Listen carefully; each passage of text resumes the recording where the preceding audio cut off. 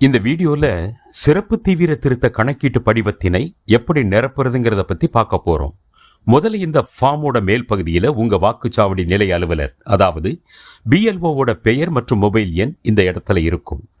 இந்த ஃபார்மை ஃபில் பண்ணும்போது ஏதாவது உங்களுக்கு டவுட்ஸ் வந்தா அவங்களுக்கு கால் பண்ணி நீங்க கேட்டுக்கலாம். இந்த படிவத்தோட மேல் பகுதியின் இடதுபுறம் பார்த்தீங்கன்னா வாக்காளரின் பெயர், அவரோட வாக்காளர் புகைப்பட அடையாள அட்டை எண், முகவரி மற்றும் அவருடைய பெயர் வாக்காளர் பட்டியலில் எந்த சட்டமன்ற தொகுதியில, எந்த பாகத்துல, எந்த வரிசை எண்ணில் இருக்கு அப்படிங்கிற விவரம் ஏற்கனவே நிரப்பப்பட்டிருக்கும்.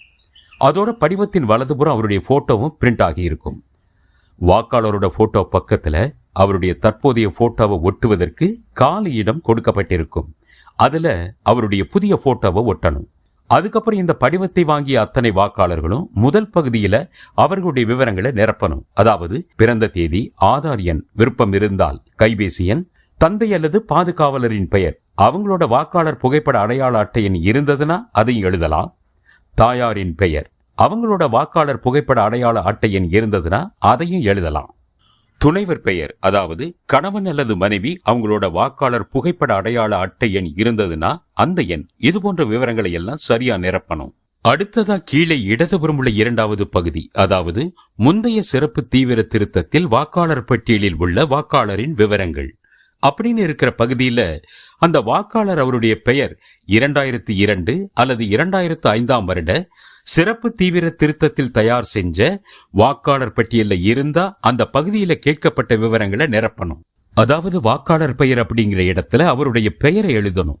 2002ல அவருக்கு வாக்காளர் புகைப்பட அடையாள அட்டை எண் இருந்துச்சுன்னா அதோட நம்பர், அப்புறம் உறவினரின் பெயர் என்ற இடத்துல அவருடைய அப்பா, கணவர், பாதுகாவலர், இப்படி அவருக்கு பொருத்தமான உறவினரோட பெயரை எழுதி கீழே உள்ள உறவு முறையையும் எழுதணும்.